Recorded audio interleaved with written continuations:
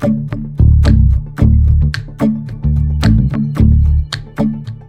everybody, this is Corey Nakasue and welcome to the Cosmic Dispatch.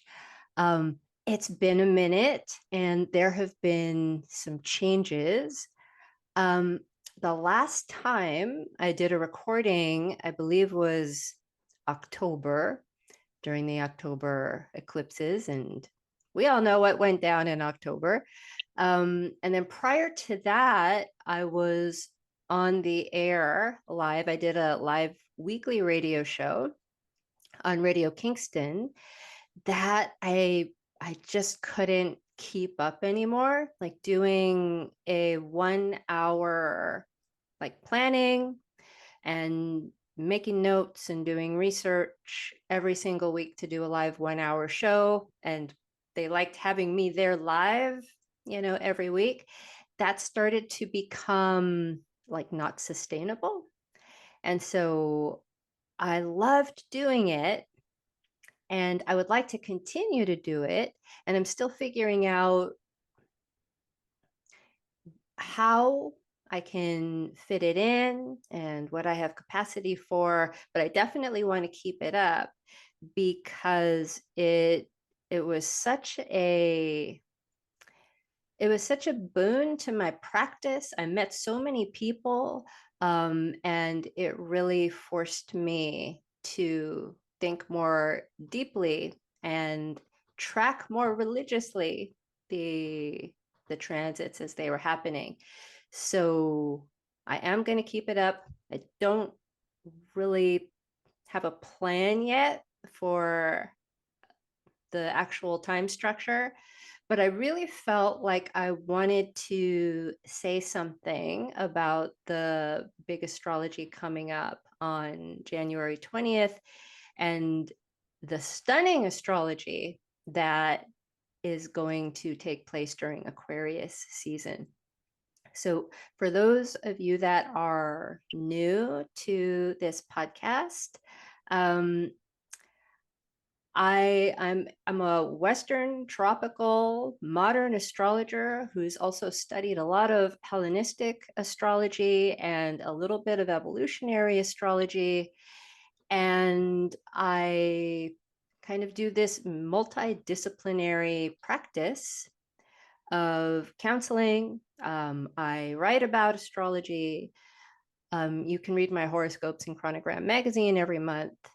And I also have a somatic therapy practice. I'm a theater artist and a writer. So, true to my Mars and Gemini, I juggle many things, don't want to give anything up.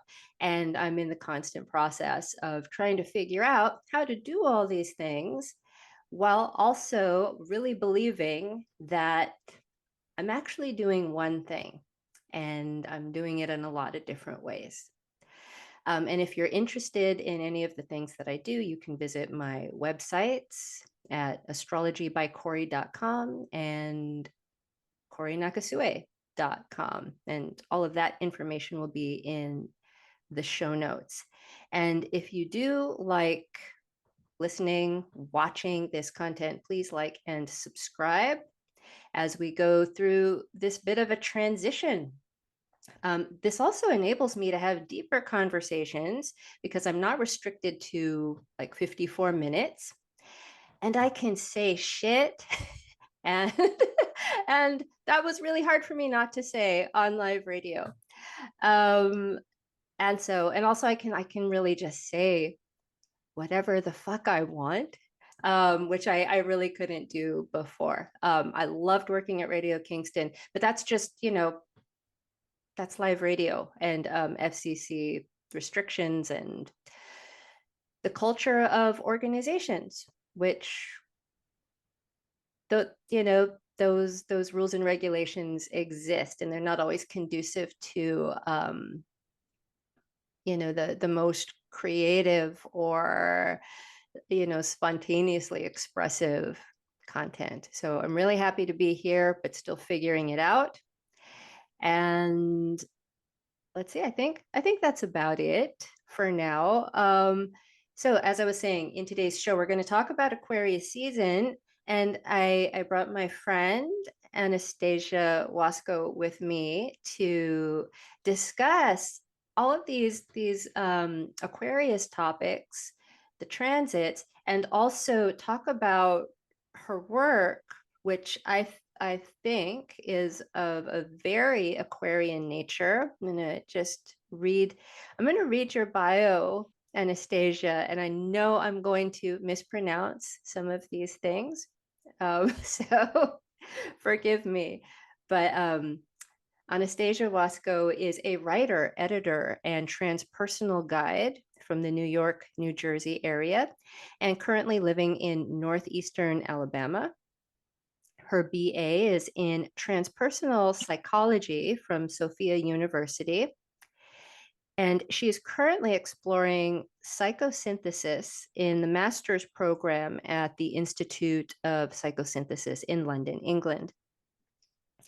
Anastasia's fiction and creative nonfiction writing have appeared in Space Cowboys Simultaneous Times podcast, Thrive Global, and in Journal of Exceptional Experiences. Her debut work of autofiction, 713, was self-published in 2003. Her subsequent autofiction works, meta work, was released in 2021. And Keys Cooker? Yeah. Oh, okay, good. In 2024. Anastasia has spent several years working on Mindfield, the official publication of the Parapsychological Association. She wrote about parapsychology and psychosynthesis for Paranormal Ruptures, Critical Approaches to Exceptional Experiences, and released by Beyond the Fray Publishing in 2023. She focuses on helping individuals explore their relationship with the world beyond the ego so they can be more present, joy-filled, and fulfilled in their human experience. She is an energy worker, flowing centaur energy, and has consulted charts in the evolutionary astrology style for years. Anastasia has studied Ayurveda and yoga culture with Dr. Vasant Lad and other teachers across the globe. Welcome, Anastasia. I hope I didn't butcher too many of those names. Thank you so much. Yeah, you did great. Okay. So I'm going to bring you in a couple minutes. But first, since we're going to talk about Aquarius season, I just wanted to share like a brief overview, and then we'll dig in. And actually, I'm borrowing from my own rough draft that is due in a couple days for chronogram. I'm not supposed to do that, but it might change anyway. And here it is. February is the heart of winter in the Northern Hemisphere, host to the cool and steely sign of Aquarius and the ice melting sign of Pisces.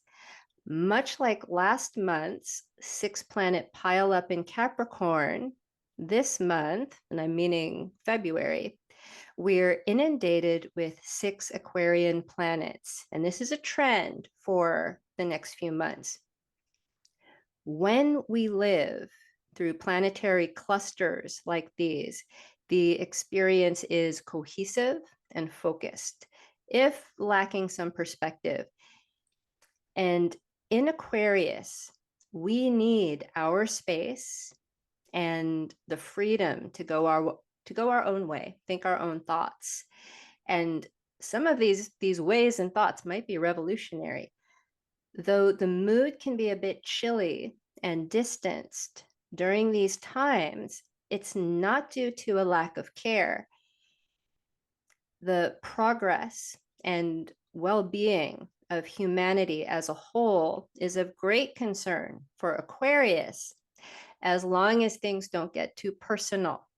Aquarius needs that bird's eye view. And, I'm thinking I'm going to be talking with Anastasia, Aquarius might even need that alien eye view, like really pulling out there, seeing, seeing the whole picture. Aquarius is also host to new tenant Pluto, who will spend the next 20 years delving into the shadows of social organizations and movements, technological advancements, and basically showing us the price of progress. Whatever Pluto touches gets a thorough interrogation and cavity search. And that is in order to ferret out all the secrets, all the rot. We saw what Pluto did in Capricorn as far as that's concerned.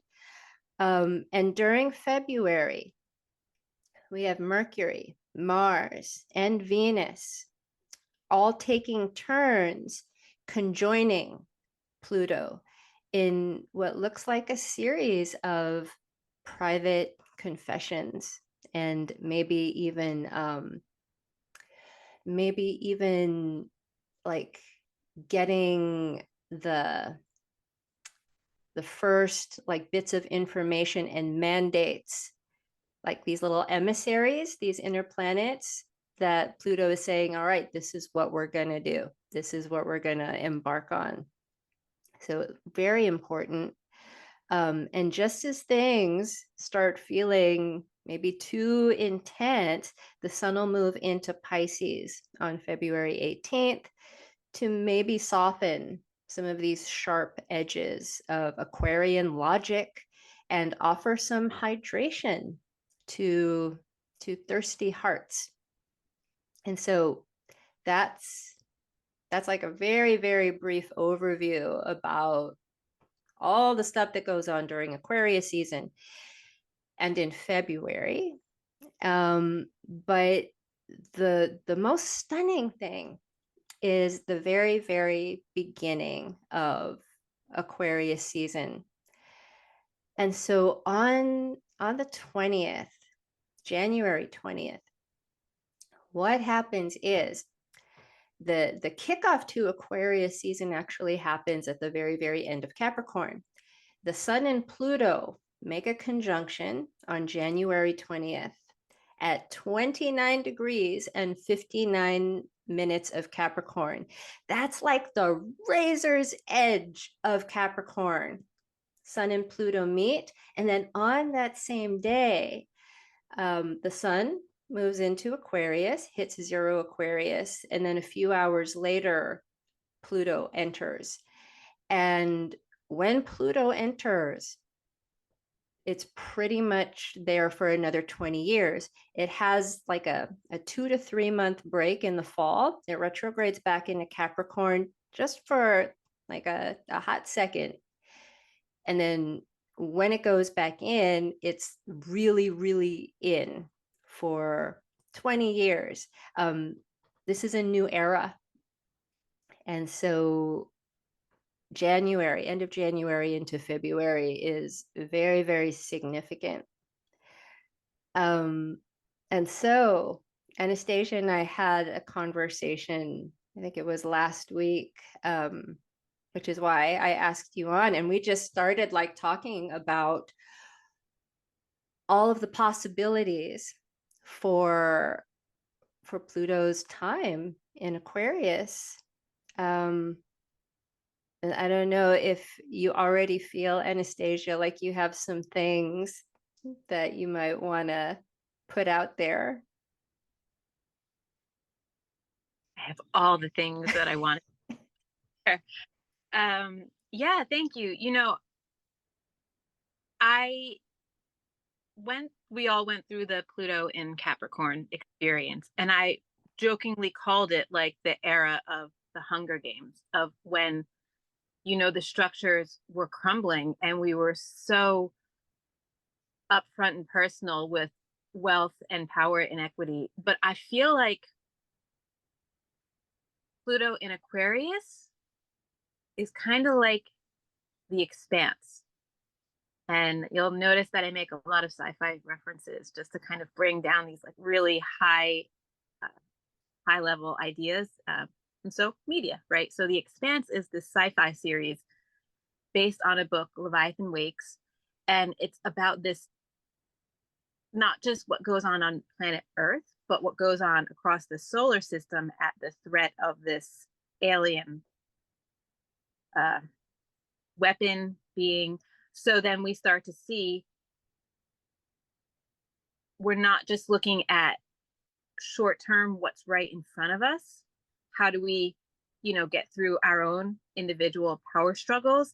It's about we're in a much, much bigger power struggle. And if you zoom out to that alien perspective, or that very high level perspective, it's about where in the larger ecosystem are we, and how can we actually go beyond these individual power stories? Because for me, power starts very much as like the inner planet, inner child work, and then to go beyond the power stories to become a little bit more fulfilled and have what you need means then you can ascend to those higher, more transpersonal values and states of being, where you then can say, okay, it's not just about me, but where in the larger picture. So where are we now in this Pluto in Aquarius time of looking at the planet on a global scale, right? And Arundhati Roy, who is an Indian writer, subcontinent India, she spoke about needing new stories. And so this is where I really feel the Pluto in Aquarius situation happening, because if we're continually fighting between countries over resources, everything related, to planet Earth, and these old stories based on religious texts, based on like history, right? We're losing the big picture, where we need to work more together as a human race and get over these, like, I need to win so I can win my story that's been in place. We need completely new stories to step into. And that also means being the asshole in the room. If 9 out of 10 people in your group or your community are like, no, we're doing this. This is what our Bible says. This is what our decrees say. This is what we need to fuss and fight about. You need to be the one person saying like, nah, we need to think bigger picture end game here. Pluto in Aquarius is that, especially with that face melting entry that we have in all of this, the stellium of energy that we have, it's about saying there needs to be something more to hold all of this energy, and to also not be afraid to step out of a role, to step on your own, to step into the role of the outsider. And I know in our previous discussion that came up a bit, to be that outsider who kind of has to step away from what everybody else is talking about to bring forth new space and new ideas, and maybe not even new ideas, but integrated ideas. And for me, in my work as a transpersonal guide, when I'm working with people, I get a lot of Aquarian energy. And what I wind up encountering are people who have maybe not mainstream worldviews or perceptual abilities. You can call me and say, hey, I'm talking to aliens and I kind of want to understand, what am I going crazy? And I'll say, well, no, what are they saying to you? Where is this in your human experience? And how does this serve your spiritual journey? So it's not necessarily like a new story that we're laying out that they can kind of grasp toward. It's integrating what is happening for them as an individual and how they're being called into spirit or called to a higher vibration. And for me, this February feels really much like an initiation into spiritual power. And I say that with a caveat, because back here in our solar system on planet Earth, we have a lot of issues with power, and we also have a lot of issues with truth. Standing in your own power and standing in truth, unshakable truth. It's kind of like a superpower in itself. people can't handle the truth, can't utter the truth to themselves. And so for me, in practicing psychosynthesis, um, I just invite that person, I guide them to the place where they can be their own agent and let them make their own truth and meaning, because that's where this Aquarian, like, okay, you're the outsider, you're walking away from what you've known and establishing your own authority, and maybe in a way self-isolating to do that, but that's how we're going to break the ice into new space, into new ground, with all of this energy coming through. Well, applause. Want to um get a few words in? I know. Yeah, so I love this Aquarian thing of being the asshole in the room. And it's so interesting to me in February, as we have all of this Aquarian action going on, we are setting up for eclipses on the Aries Libra axis. And, with Libra on the South Node, we're reviewing a lot of old patterns around groupthink and feeling like everybody has to agree on everything and everything needs to be palatable and palliative. Like, we don't want to ruffle any feathers. We don't want to cause, any offense or pain, which those things are a part of life. And if we do that too much, we're not in any kind of authenticity. And so we have that going on. Aries is on the North Node, and Aries is like almost oblivious to like the group or whatever everyone else is doing and really just wants to go their own way. And then we bring in all this Aquarian type of energy, of the dissenter, of learning how to speak truth in the environment of everyone kind of doing these little performances that have been just ingrained, right? Just continuing to do the dance without thinking, without trying to even like, let me investigate that. Let me look for the alternative story here. I really want to make up my own mind about these things. And I'm seeing like a polarity already happening where there are these outsiders, or we call marginalized people, or attitudes starting to get very emboldened.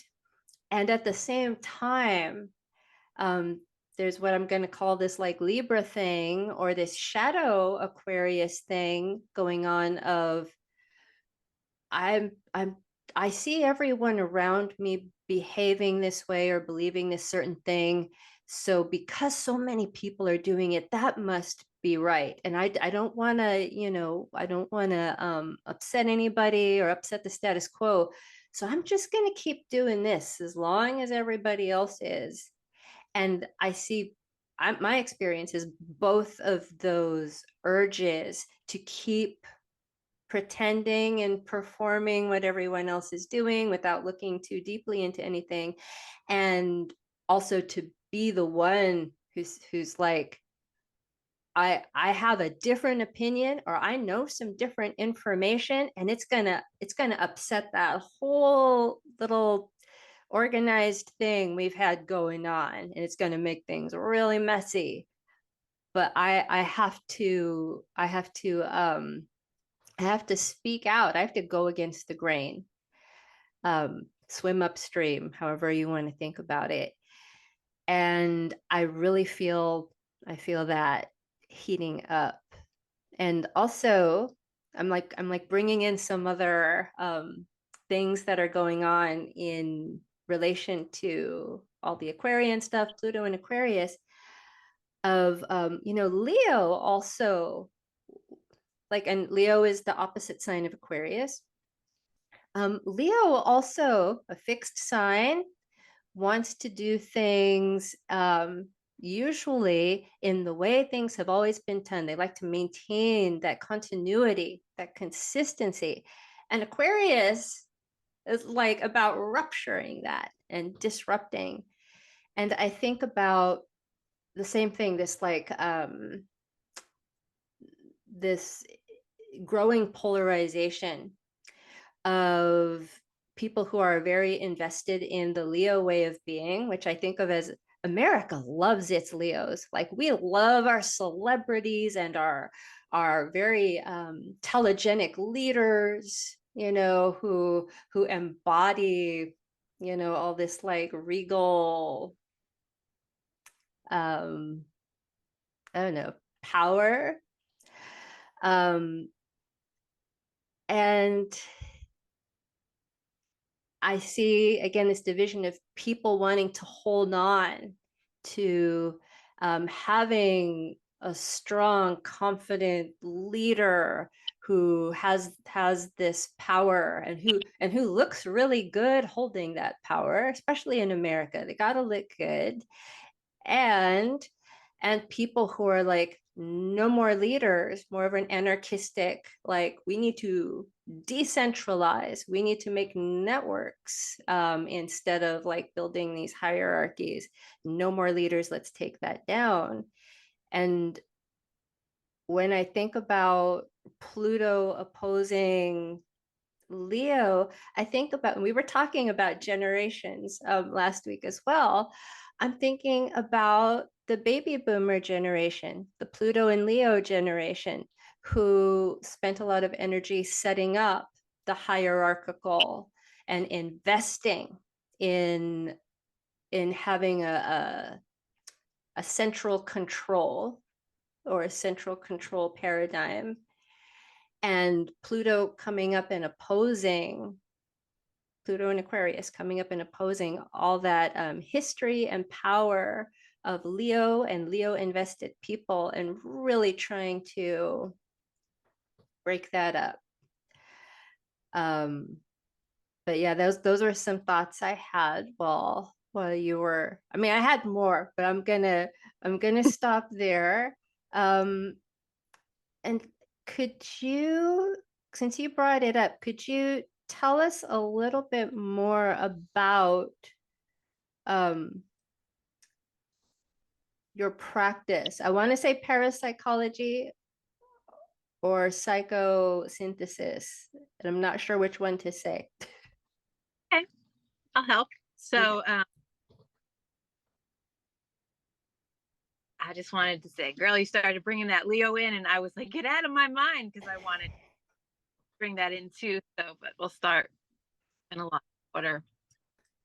My practice is based upon psychosynthesis.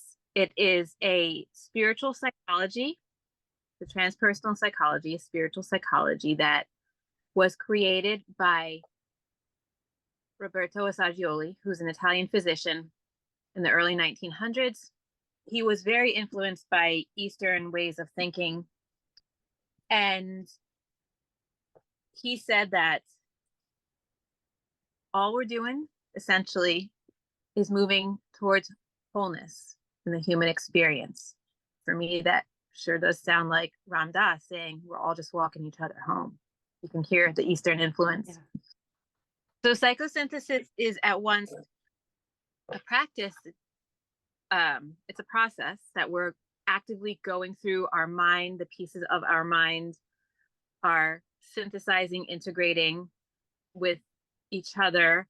We're continually growing. We work with what we call subpersonalities, your characters, right?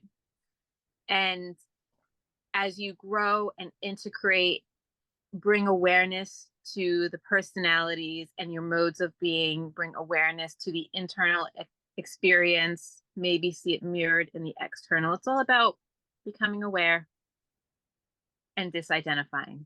So ka-ching, there's the Aquarian piece right there. It's bearing witness to what's going on in yourself saying, I am not these thoughts, I'm not this body, I am just pure consciousness, and letting it go. So when I work with someone, what we really do is a practice of conscious relating. And this came up a little bit when we were talking last week, but I might be there holding space for someone, and they could come at me saying, I just don't feel connected. I'm unhappy with this. I'm unhappy with that. And I'll let them go. I'll let them talk. And I'm being very aware of what's going on in my mind, in my body.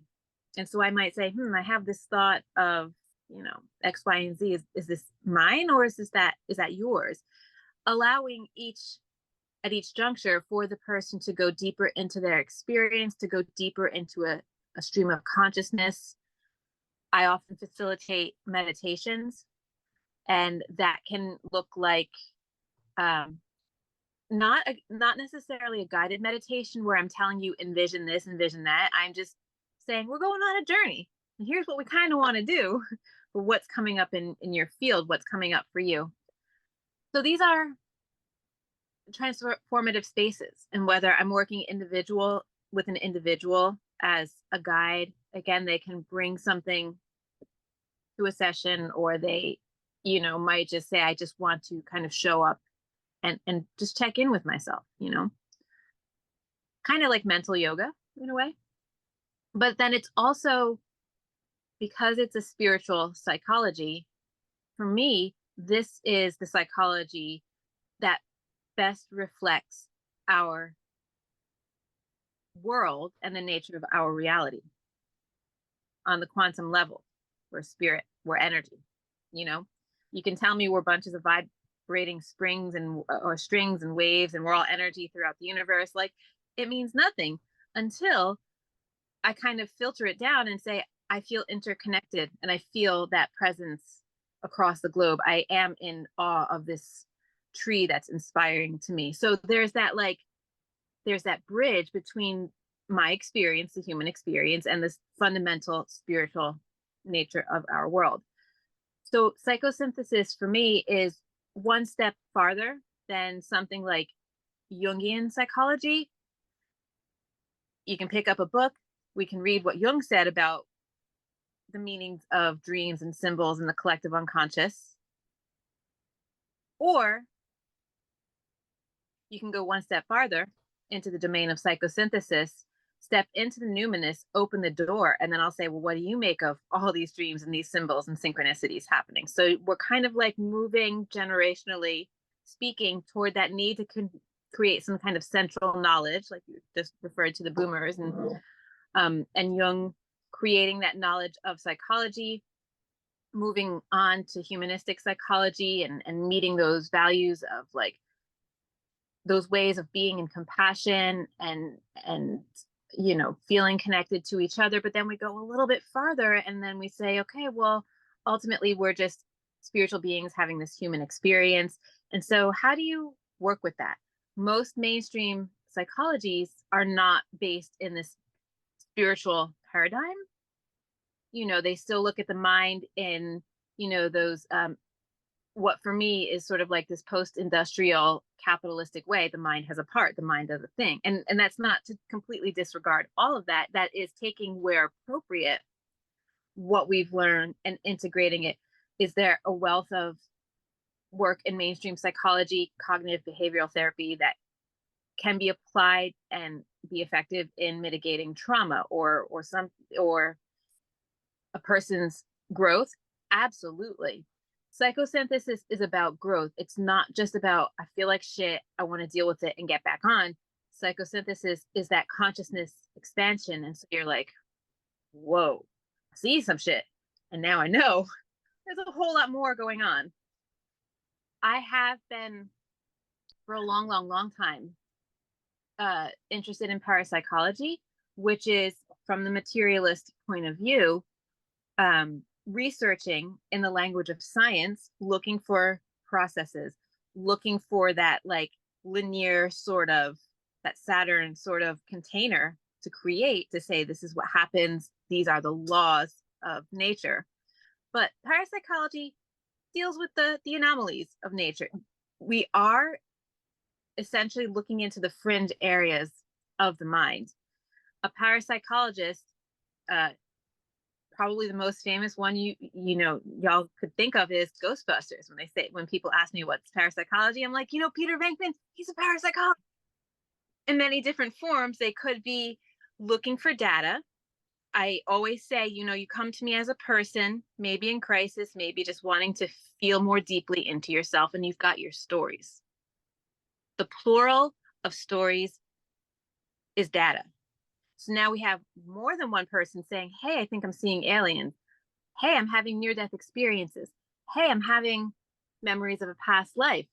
Hey, I think I can hear that person on the other side of the world in this like weird, like light language exchange, this elevated consciousness. And I'm like, all right, cool. Way above my pay grade to judge or to tell you what's going on with your human experience. But what does it mean for you? And also, I have over the past several years, I have relied on a lot of data generated by parapsychologists. There is a wonderful facility out in California, the IONS, the Institute of Noetic Sciences. They do incredible work with remote viewing, extrasensory perception, channeling. It was actually created by Edgar Mitchell, who's an astronaut. When he went to space, he had this out-of-body supernatural experience where he felt indelibly connected to everything beyond Earth, beyond. I mean, he's floating in space and he's out of his body. Geez, like that's got to be like crazier than the craziest drug ever, right? That experience. And then he comes back down and he says, there's more than just this material world. There is this spiritual experience to it. And there are many places all over the world doing really great research grounded in science. The Windbridge Institute, I think it's in Arizona, run by Mark Boccuzzi, and they look into the science behind Reiki and energy work, measuring in the language of science, like, is there an energetic exchange? We can look at like the electromagnetic field of a living organism and see if there's some effect that happens. This is also mind matter interaction. So there are a whole lot of really big words, but these are all things that we're sort of peeking into. The image that's coming up for me is that painting, I believe it's by a Dutch painter, where he's sort of like peering through the veil in this big bubble. It's a medieval painting. So these are all tiny glimpses of the spiritual nature of our existence that we're just opening up to. Parapsychology is this rigorous discipline, and it's been such a gift to work with Annalisa Ventola, who is the director of the Parapsychological Association. And she has, over the past, I've almost been like 10 years, 10 years. She, as a woman, is her own force of nature. And she has been ushering us toward more collaboration, more interdisciplinary research. So it used to just be, folks in a lab, saying, can you move this with your mind? Reading a Zener card, can you see behind this card, right? To now more collaboration around consciousness and consciousness studies. In the past few years, we have been working more with mental health care professionals, because that's where the sort of crossover happens. When we had I attended, I didn't host it, but there was a conference on exceptional experiences and mental health care. So when someone comes to you as a counselor, as a therapist, and they're saying like, look, I think I went out of body last night. It scared the shit out of me. Some counselors might be like, oh, no, you didn't. Or, oh, here's some medication to dumb that down. Or, well, and just don't unpack it. But they're not looking in totality at the full nature of our existence, which is a spiritual being having a human experience. So again, big journey, big ideas. Psychosynthesis is what I practice. The master's that I'm doing in England, it is the only graduate level offering in the world in this academic setting. So that's why I've kind of had to like leverage the pandemic and, online learning and all the chaos of the Pluto and Capricorn situation created this crucible where, there are some things that have worked, some things that haven't, but I've been able to do this graduate work in England while living here in the United States, and I wouldn't have had access to it previously. And then it's sort of my knowledge and my leverage of psychosynthesis then fits in. This is where I start to become the sort of ambassador. You talked about, it was Mars and Gemini, and you have all your projects going on.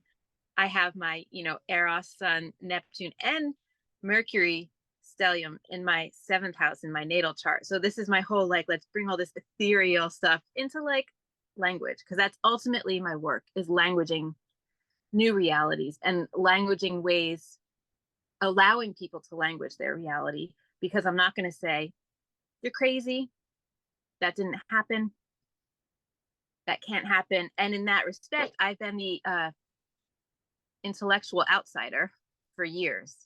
And the gift of that is that I've never stayed, I've always listened to that inner voice where I'm just like, I've always been the asshole in the room going like, no, there's more.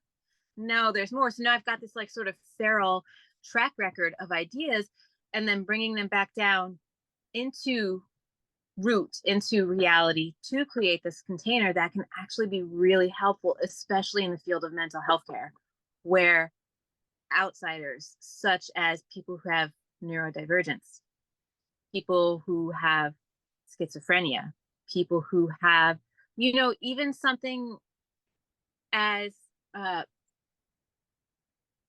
common as ADHD can actually cause or be caused by these perceptual differences, that in order to cope, people have these like personalities, these coping mechanisms.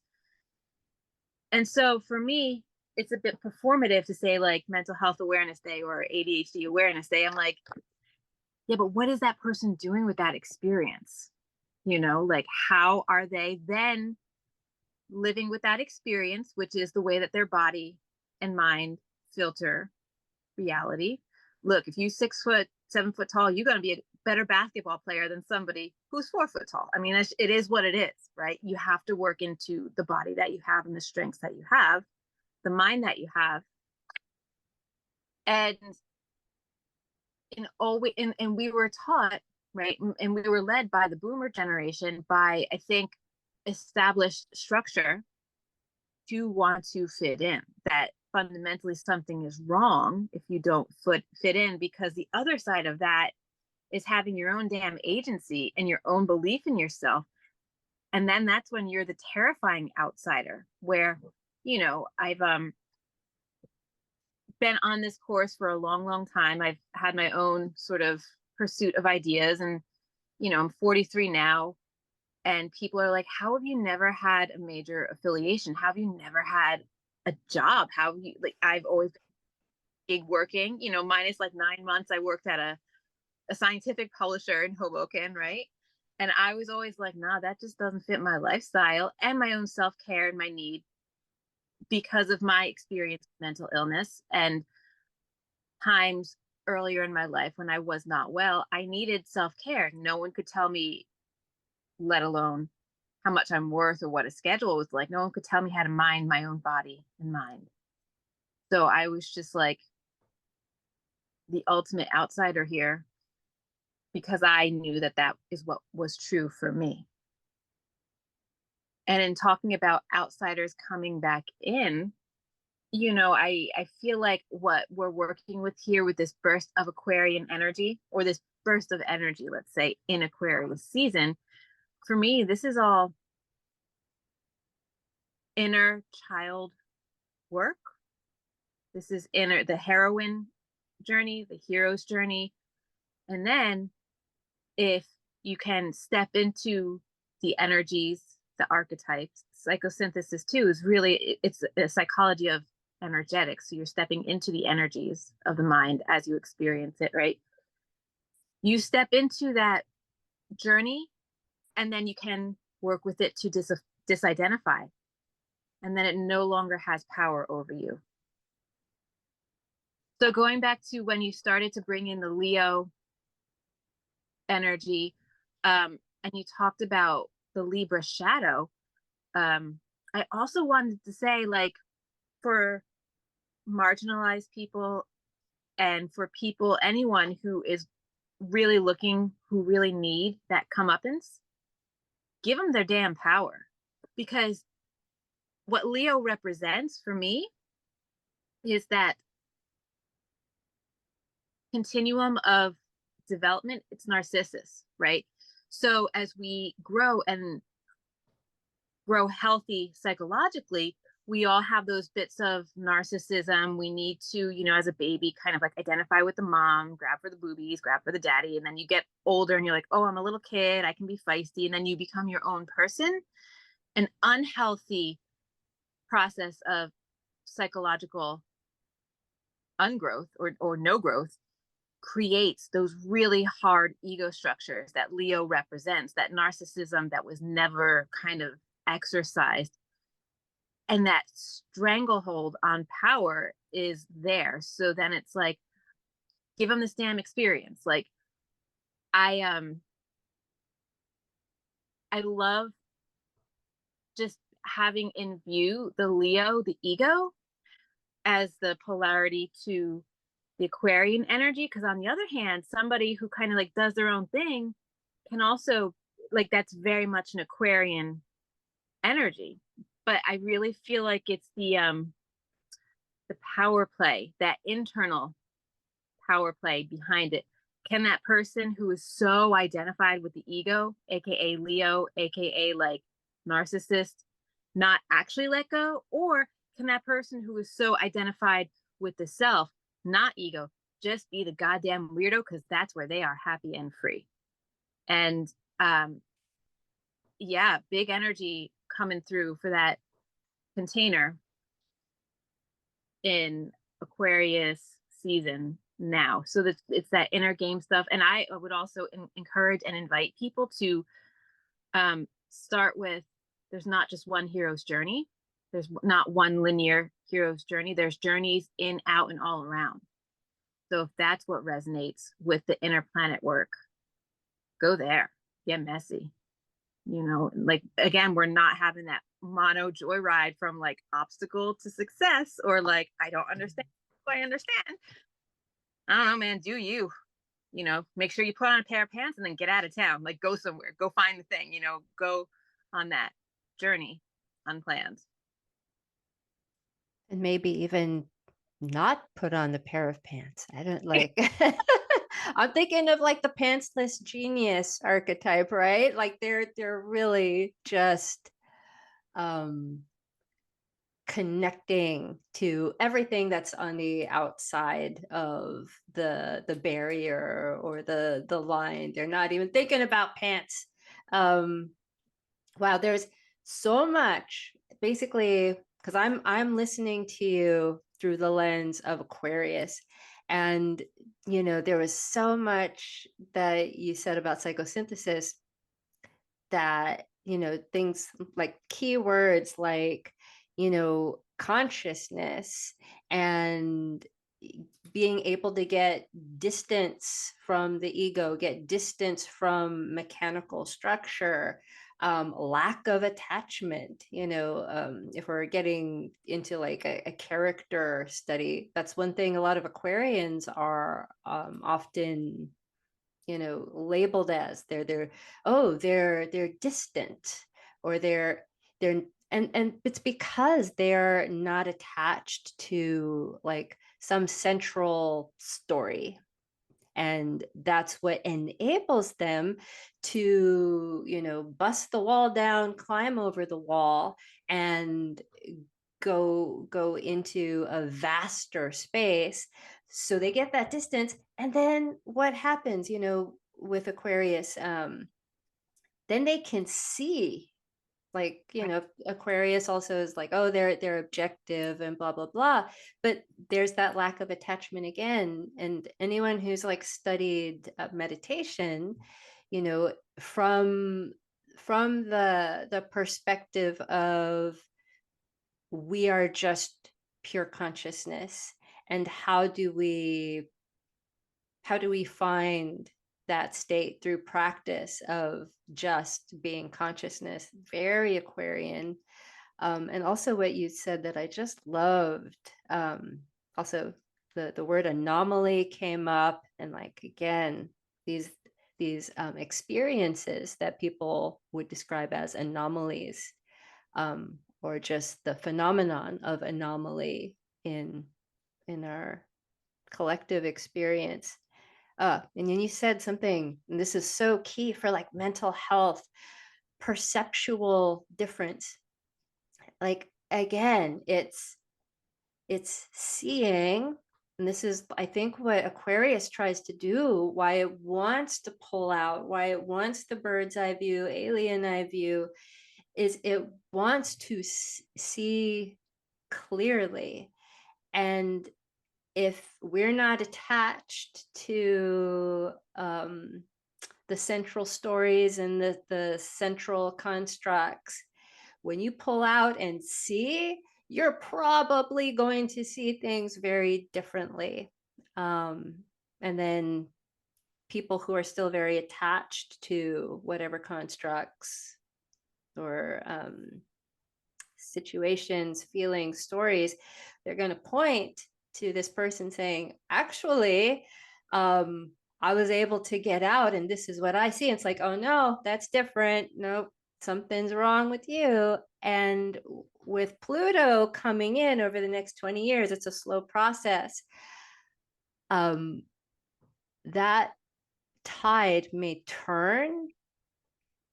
But also, when you brought up Jung and some, like, one of the main Jungian attachments to Pluto is this idea of Pluto as shadow,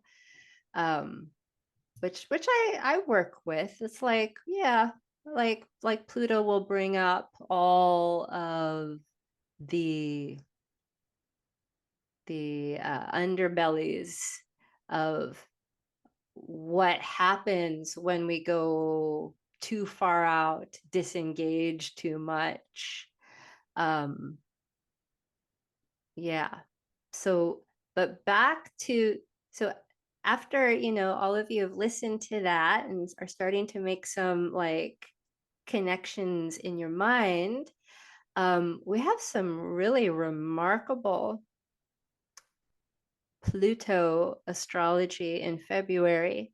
On February 5th, Mercury makes a conjunction to Pluto. So they have a meetup. Mercury moves on. And on February 14th, aka Valentine's Day, Mars conjoins Pluto. That'll be it's either going to be like hot, deep, super intimate, transformative, like sexuality, or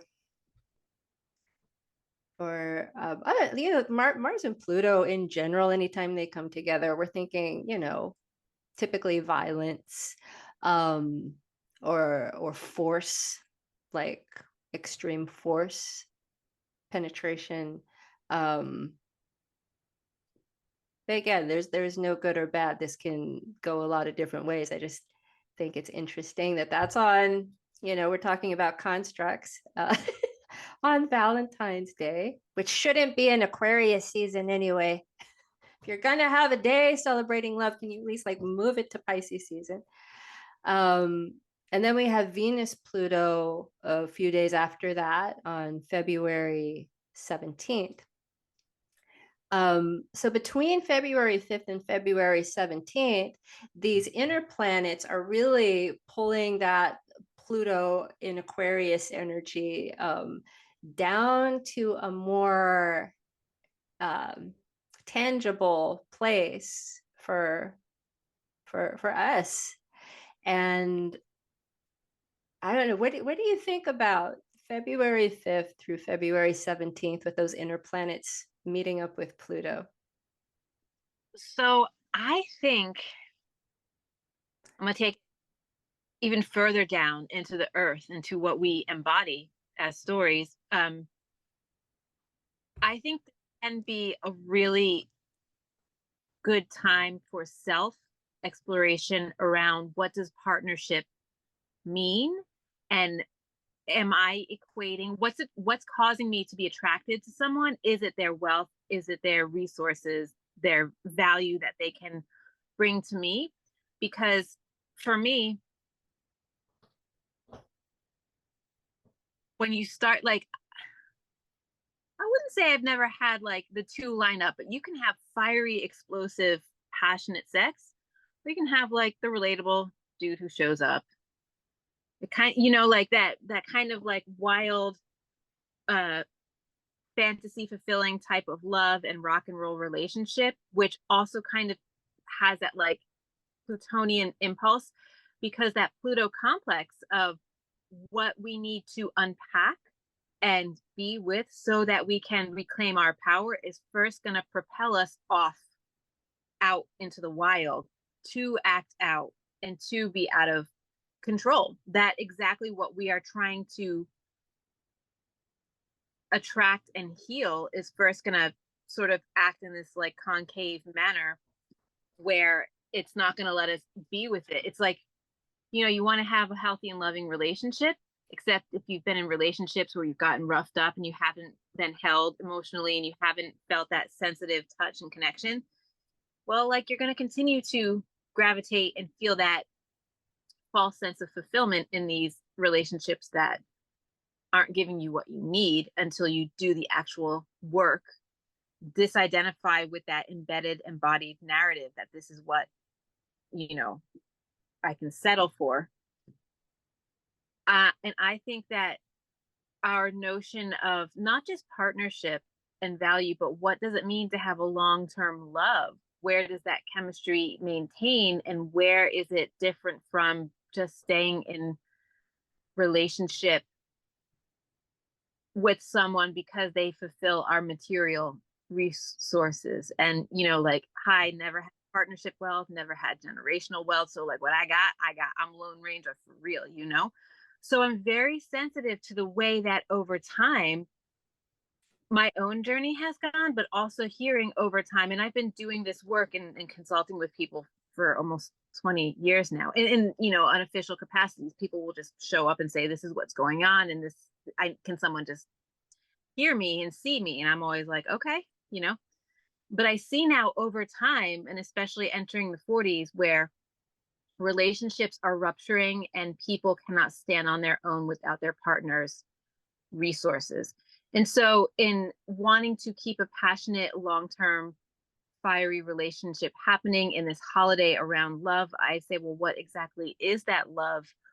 Where are you autonomous in that love? And then how, once that energy is pulling through, how is that sexual energy, which is just like the creative energy, they're all different generative forms of energy. Like, where are you blowing out your own structures? And I think that we can also not necessarily, I don't want to dub, Valentine's Day weekend as like the weekend to watch out for spiritual emergence, but also watch out for this really strong energy pulling through. Mars is almost like, Pluto's issuing the assignments.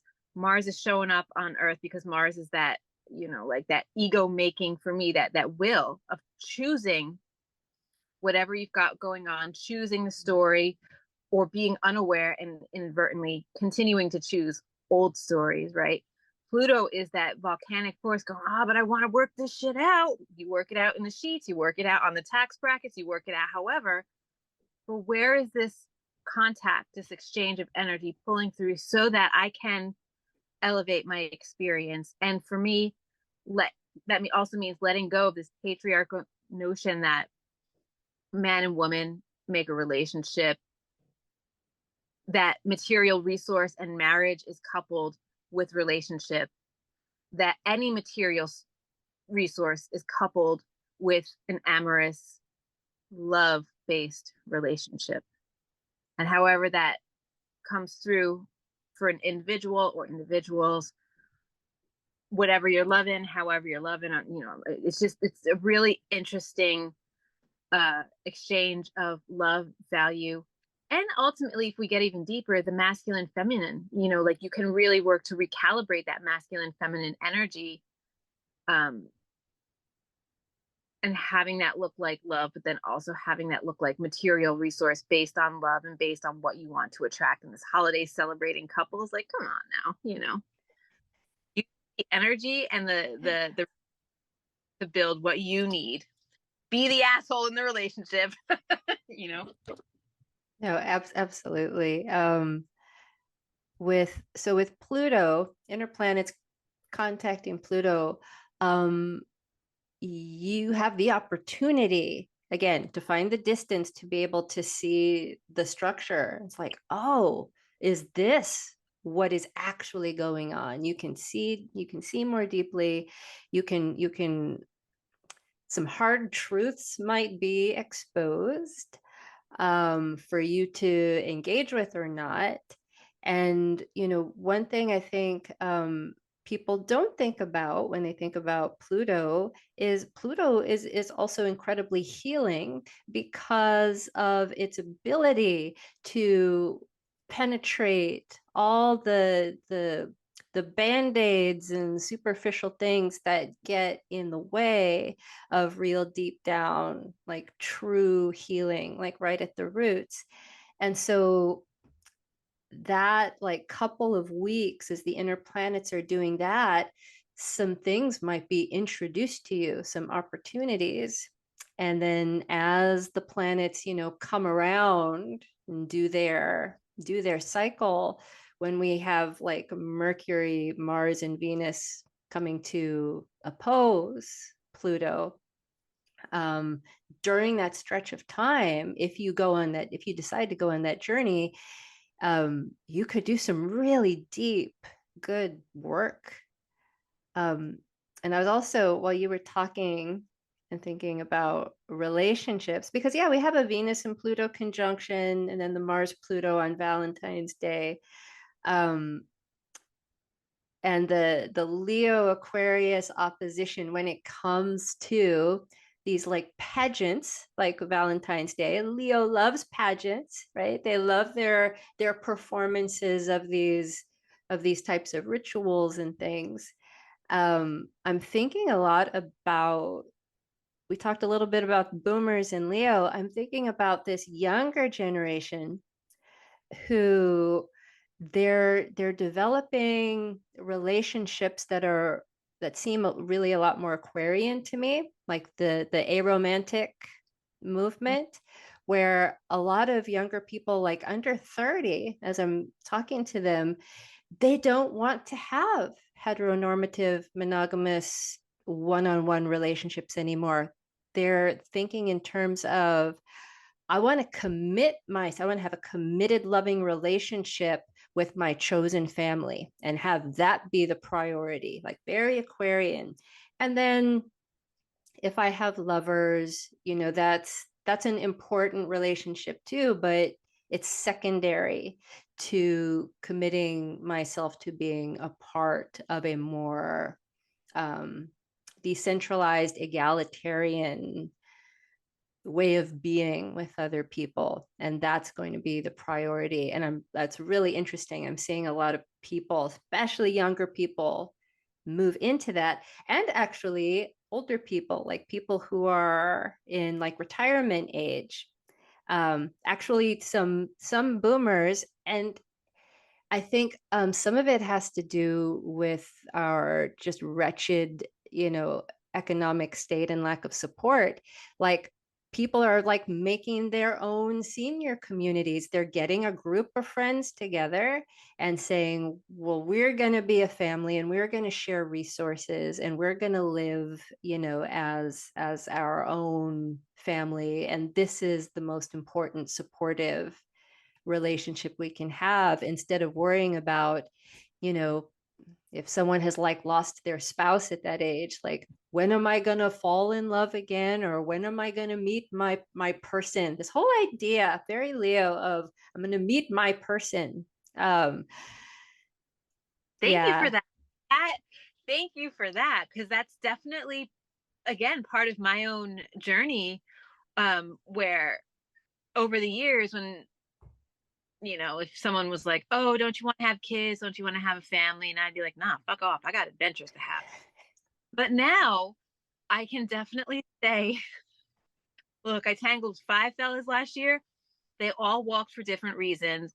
A couple of them were just like, you're too out of control, you're too ambitious, uh and just things just didn't work out. But all I heard from that was, I am not that perfect reflection of a woman that you expected. So I'm feeling validated by what you're saying now. And it's the same thing where I had to be like, well, what is it that I am looking for in a relate, or what can I expect at all? I am, hetero, I'm into dudes, I'm into monogamy. And even then I had someone clap back at me saying, well, monogamy is so overrated. For me, this is true. For you, that may not be true.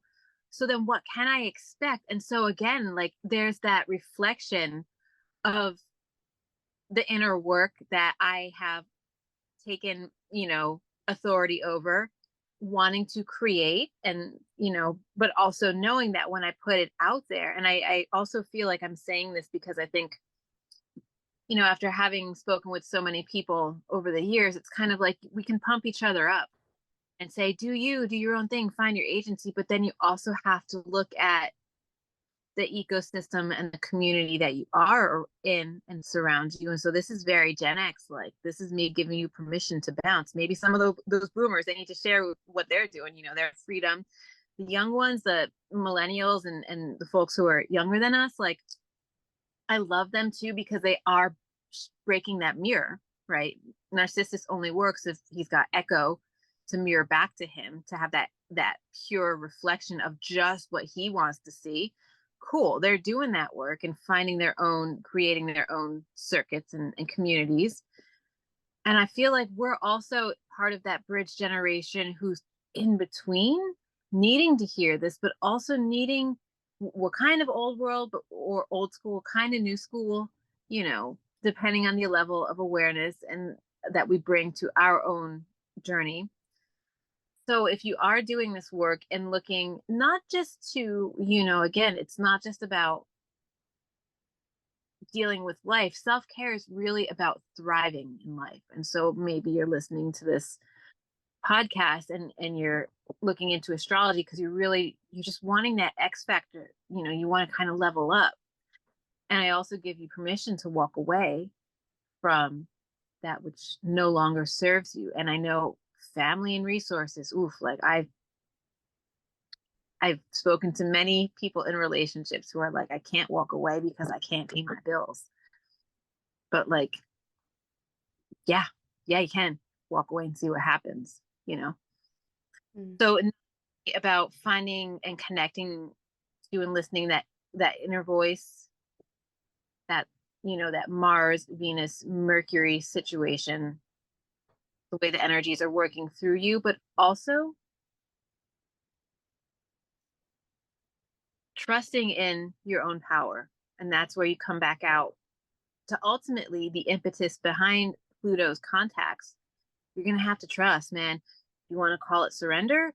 If you want to call it balls to the wall, like, okay, I'm just seeing what's happening here, which is definitely how I've been living my life, like, you just surrender and in this great task, if I want to change and evolve and grow in big ways, surrender. And if it's smaller ways where you're just kind of like refining and fine-tuning your experience, maybe not making, such big changes, also bearing in mind that you are a beacon for community. Like sometimes, like, for me, I did a lot of traveling when I was younger. And for me, the gift of all of that traveling was just seeing that someone else was doing something different and that they accepted me as I was. Some communities are just like by nature of how they're made, you're not like us, you're out, like you're not part of it. So just showing that solidarity and that openness, which goes back to the beginning of this conversation, about having that bird's eye view and being able to not just to witness that bird's eye view, but to also, I'd say, hold it for each other. And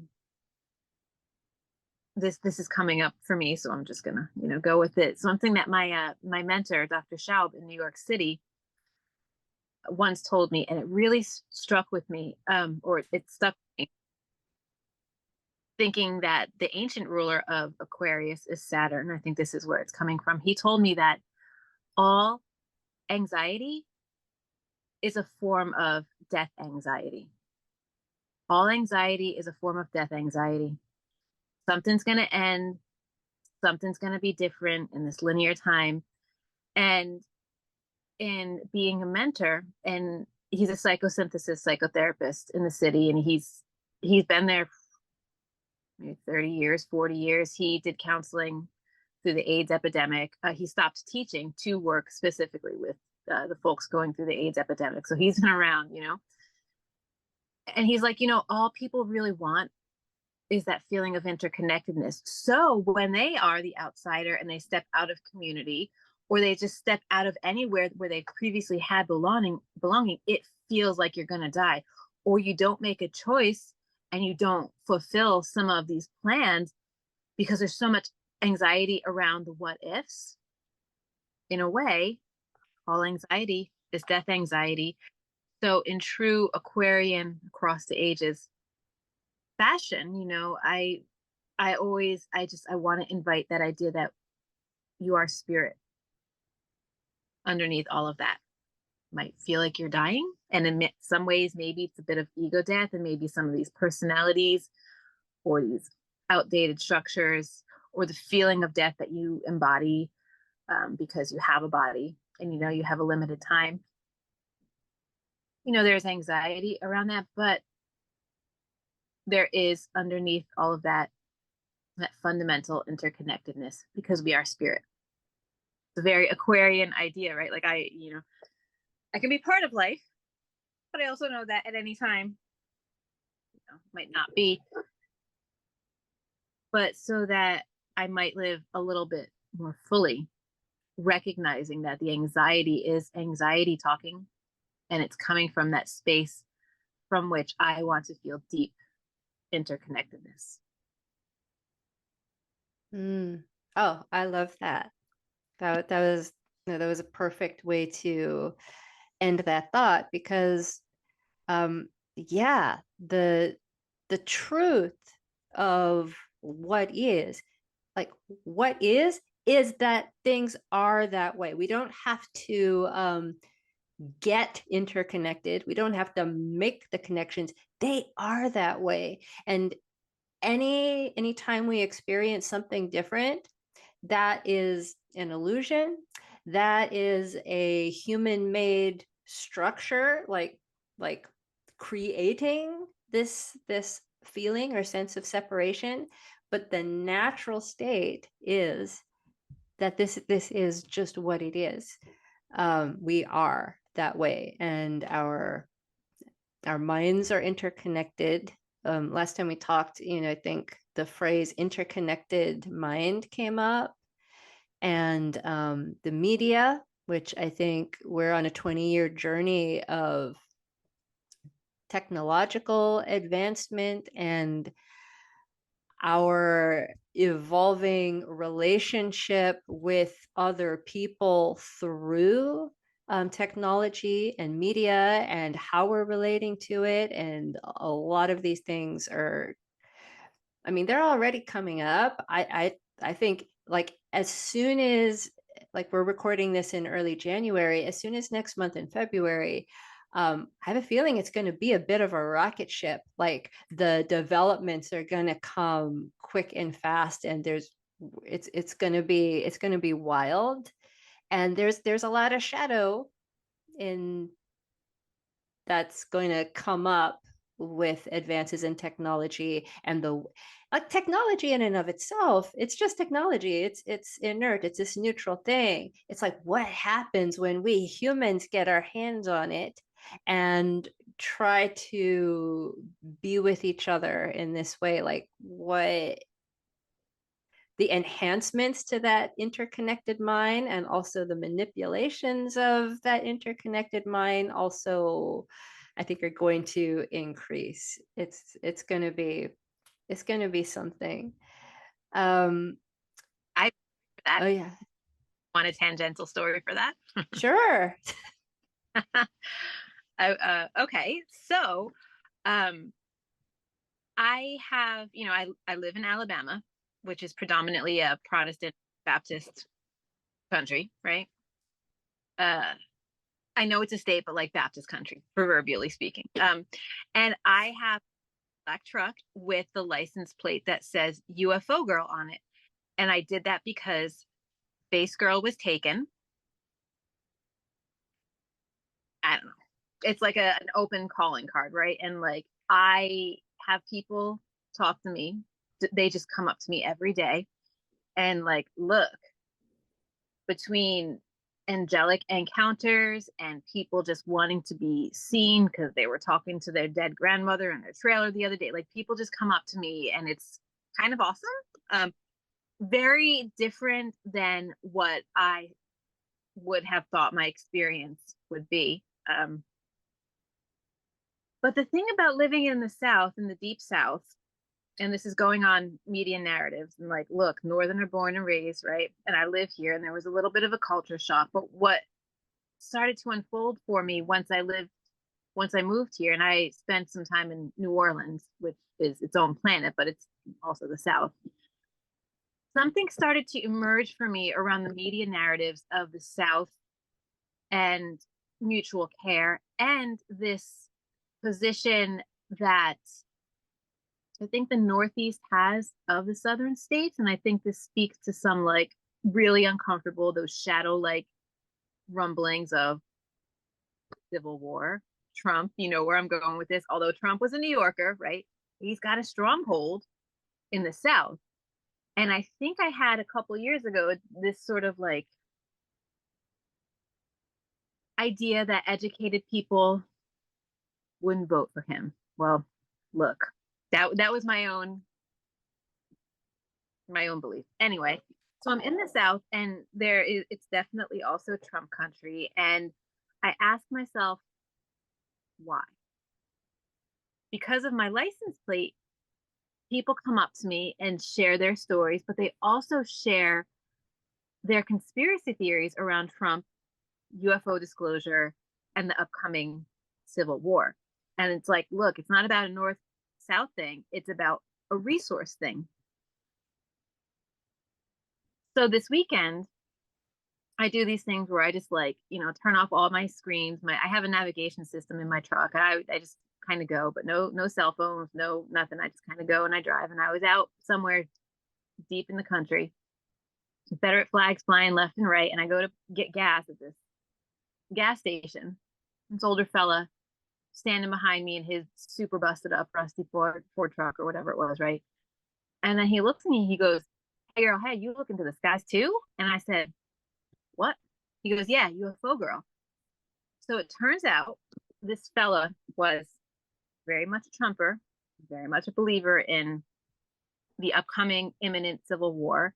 But he said that this war in the Middle East was a media narrative. And he said, "Girl, I'm a prepper. I got all these people across the country. We all talking on our YouTube channel. They're prepper and preparing because they think that the aliens are," he said, "UFOs are coming and taking their resources off their ships in the Middle East." So here I am with my, "If it's true for you, waha." And so I just said, "All right, then what else?" He goes, "Look, I mean, yeah, we got the Bible, but you better believe that there are life forms beyond our planet." I said, "Okay, say more." And so here I am on this very long journey with material resources on Earth, now talking about the aliens in the Bible and the media narratives. And he has this entire network of preppers, apparently. And there are quite a few preppers in the South preparing not so much for the fall of the government, but for the lack of resources and food. So I'm like, okay, I know who you're voting for. I know what your thoughts are. I also know you are so attached to this media narrative. At a certain point, it doesn't matter if it's true or not. But what I have not realized, or I had not realized until my time in the South, is just how much a lot of these conspiracy theories are related to aliens, are related to resources, and are related to, I mean, if we really step in and do the work, coming together as a human race and coming together as a planet. Now, I think most people don't even think about this over coffee in the morning. I think about it all the time because I'm now surrounded by people for whom this is a reality. This media war is reality. So I think it's such an interesting way to, again, keep this above and beyond just, astrological self-care considerations. Where in society and where are we in a global media narrative? So sure, we have media narratives through mainstream channels, and yes, we've got this awful situation. No one should die, no one should be killed, no one should be deciding when someone else gets killed or what their value is, their life is worth, right? But then on a very organic level, this media is sort of like acting like this network, almost like the anti-network interconnectedness, connecting all these people with these ideas that are good for them, that work for them, that they are outsiders within this country, but they're also like preparing to not be reliant on government. Like that just blows my mind. And how then, where I'm going with this is then how then can I see the humanity in the person so that I don't perpetuate the shadow? And this all just happened because I was getting gas, right? But it often it's like the call, hey, you want to talk UFOs? Yes, but it's like this gonzo narrative that just takes you like I'm like, wow. And that being said, Trump doesn't even matter. His power, his narcissism, his shininess doesn't even matter because he fulfills a role in their story. It's a no-brainer because they're worried about the aliens and the resources, which is like the shadow of media. Now let me take a step back and a sip of my coffee because that was tangential, but yeah. It's tangential, but illustrative.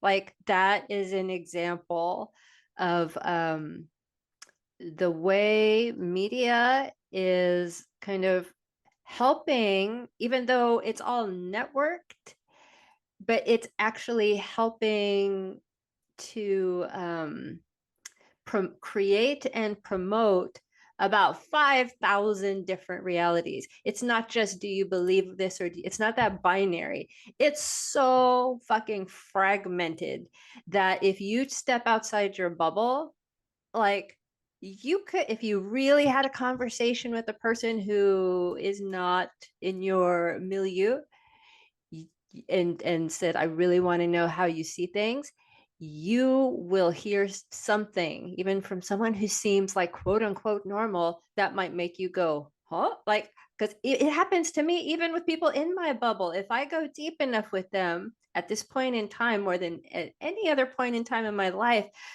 I'll be like, okay, yeah, I can see that. And then we'll hit a point if we go deep enough where I'm like, wait, what? Or they do that to me. And I think media is really helping that along because we're in a time of like such massive change. Things are very chaotic, but then you have this this technology that people can manipulate and use in all kinds of ways to create a reality that makes sense to them, and then they can find other people just in that narrow hallway of information who will agree with them, and then you got a little community of people who are going to support a certain vision of reality, and that actually is fragmenting us. This again, it's all how we're using we're using these tools. But that was a great story because it was like, and it illustrates that.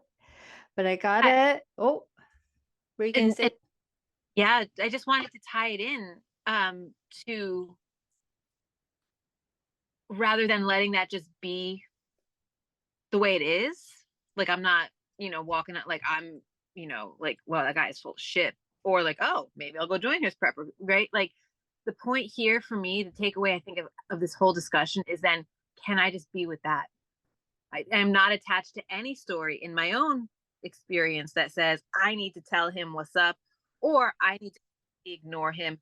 Like, okay, it is what it is because at the end of the day, you on the side of the road bleeding out or you getting something happening to you, like I will be there for you because you are a human, because it's just that story that divides us, illusory, right? Yeah, and that is Aquarian. It's especially right now, everyone believes a lot of different things, and some people very passionately, some people very destructively.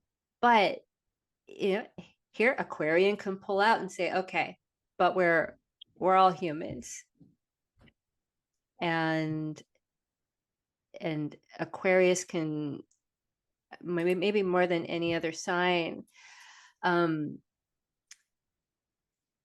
tend to and care for anyone who is part of the human family, because it seems ironic, but it's because they're detached that they can care actually for more people.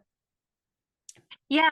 And it's knowing when to turn it on and turn it off, right? It's that sort of bifocal vision. Like here I am attached or I can feel myself being attached. I witness that. Here I need to detach so that I can do what I need to do, which is part of that higher ideal that we are human. And I Yeah, need to put my turn on or turn it off bifocal vision. wonderful. Um, and so I got to mention the two lunations that we have coming up um, in Aquarius season. January 25th, we have a full moon in Leo, opposite Pluto and square Jupiter. So we have a little T square for those of you who study astrology. That's a fixed T square, and that brings into the symbolism, the conversation, all of the things we were talking about, like the narcissists and Leo and Aquarius, and now we're also bringing in Jupiter and Taurus, which brings in things like the earth, resources, and also Jupiter will turn up the volume, I think. I think February is going to be quite loud with this Aquarius Leo dichotomy. And so I'm glad we had a variety of conversations about the way those two things can express. And then on February 9th, we have a new moon in Aquarius, square Uranus. Um, and so Uranus is the modern ruler of Aquarius. And those of you who follow astrology, you're probably familiar with some of the things that Uranus likes to do. It's when I'm teaching astrology, I bring in all the break words, breakups, breakthroughs, breakdowns, breaking with tradition, breaking open. It's again, we're unyoking ourselves from something so that get that detachment so something new can come in. Uranus is often called the Great Awakener, has a Promethean sensibility. It's been called the Sky God. It needs to break with something so it can see bigger, it can experience something bigger and detach. So I think, yeah, end of January into February, all of these things are, this isn't subtle astrology. So, yeah, if you're paying attention to what's going on around you through some of these lenses, I think you're going to find a lot of interesting things and maybe even be able to expand your own vision and experience of what's going on in your life, what's going on in the world. And you're going to be more sensitive to these places, any place that's been sticking or stuck or that you felt a little hemmed in. Here's the opportunity where something else can enter. And it's exciting. It's exciting astrology. And there is so much more that can be said, but I think we're coming to a close now. um yeah, and also I want to thank you, Anastasia, because um the I work a lot with disability arts, and we include neurodivergence in that. And bringing back Aquarius, the way you're talking about the work you do, it's just so humane to respect a human being and their unique experience, even if it is, especially if it is not in line with the consensus. I think it's healthy. I think it's humane. And if I think it also, um, things like neurodivergence, people having different perception. I think most people, if they would let go of needing to train themselves to perceive in a very specific way so they don't become ostracized from society, would find out, I think we would all be labeled neurodivergent if we allowed ourselves to, if we weren't afraid to perceive and process in our own unique ways without that fear of being the outsider. So like the work you're doing is just, I think it's so important because it is humane. It's I want to just, I guess, end, but respond to that in kind, because I think it's such delicate work to, you know, not just be held by someone, but also to be encouraged to go beyond and go forth. So you can, we can have people who are differently abled or have different perceptual abilities, and we can say, okay, cool, you're cool with us, but what can you, like, how can I encourage you to grow into that space, and how can I encourage you to continue to grow? Because I think one of the things that's always bothered me is that there is a sort of profile for people who are into astrology and even some of the spiritual or healing arts. And look, like, correlation is not causation. These transits are not happening and causing shit to go haywire, right? But also, there is, if you read the patterns, there is something to be said for the patterns, for activating the different energies in your mind. And again, if you might be more in tune with certain energies than others. And I also want to